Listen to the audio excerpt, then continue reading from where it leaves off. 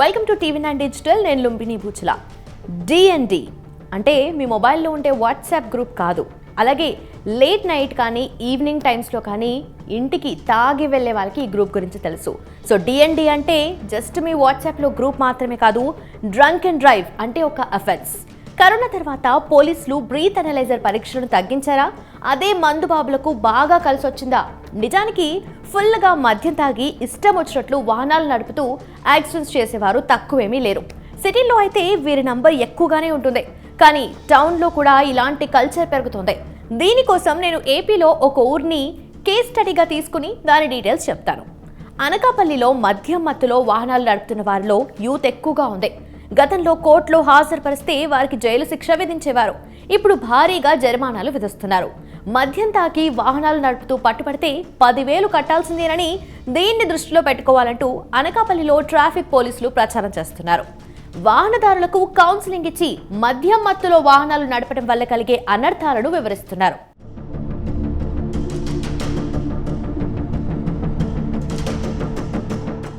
మద్యం మత్తులో వాహనాలు నడపడం వల్ల ప్రమాదాలు ఎక్కువగా జరుగుతున్నాయి. వీటిని అరికట్టడంపై పోలీసులు ప్రత్యేక చర్యలు తీసుకుంటున్నారు. గత నెల నుంచి మద్యం మత్తులో వాహనాలు నడిపి పట్టుబడితే 10,000 జరిమానా విధిస్తున్నారు. భారీగా జరిమానాలు విధించడం వల్ల మార్పు వస్తుందని ఆశిస్తున్నామని పోలీసులు చెబుతున్నారు. అనకాపల్లిలో ఇటీవల మద్యం తాగి వాహనం నడుపుతూ పట్టుబడ్డ ఓ వ్యక్తికి ఆల్కహాల్ రీడింగ్ తీయగా 700 నమోదైంది.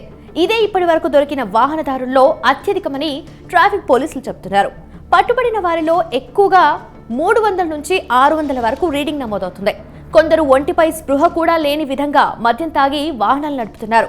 వీరే ఎక్కువగా ప్రమాదాలకు కారణమవుతున్నారు.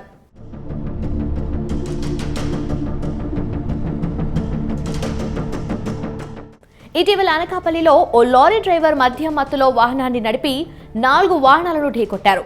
ఇలా తరచూ జరిగే ప్రమాదాలకు మద్యం మత్తే కారణమని గుర్తించిన పోలీసులు వీటిని అరికట్టడంపై ప్రత్యేక చర్యలు తీసుకుంటున్నారు. మద్యం తాగి వాహనాలు నడుపుతూ పట్టుబడిన వారికి న్యాయస్థానాలు భారీగా జరిమానా విధిస్తున్నాయి. అనకాపల్లిలో గత నెల రోజులుగా మద్యం తాగి పట్టుబడిన వాహనదారులను కోర్టులో హాజరుపరిస్తే వారందరికీ 10,000 చొప్పున జరిమానా విధించారు. అనకాపల్లిలో జూన్లో 118 మంది మద్యం తాగి వాహనాలు నడుపుతూ పోలీసులకు పట్టుబడ్డారు. జూలై 16 వరకు 61 మంది వాహనదారులు పోలీసులకు చిక్కారు. బ్రీత్ అనలైజర్ పరికరంతో వాహనదారుణ్ణి పరీక్ష చేసి పోలీసులు కేసు నమోదు చేస్తున్నారు. 30 కంటే ఆల్కహాల్ రీడింగ్ తక్కువ ఉంటే వదిలేస్తారు. దానికంటే ఎక్కువ ఉంటే కేసు నమోదు చేసి కోర్టులో హాజరుపరుస్తారు. ఇది వరకు ఆల్కహాల్ రీడింగ్ ఆధారంగా జరిమానా విధించేవారు. 1,000 రూపాయల నుండి అత్యధికంగా 5,000 వరకు జరిమానా పడింది. ఇప్పుడు రీడింగ్తో సంబంధం లేకుండా పట్టుబడిన వారందరికీ 10,000 రూపాయల చొప్పున జరిమానా పడుతుంది. వాహనదారుల్లో మార్పు తేవటానికే ఇలా భారీగా జరిమానాలు విధిస్తున్నామని పోలీసులు చెబుతున్నారు.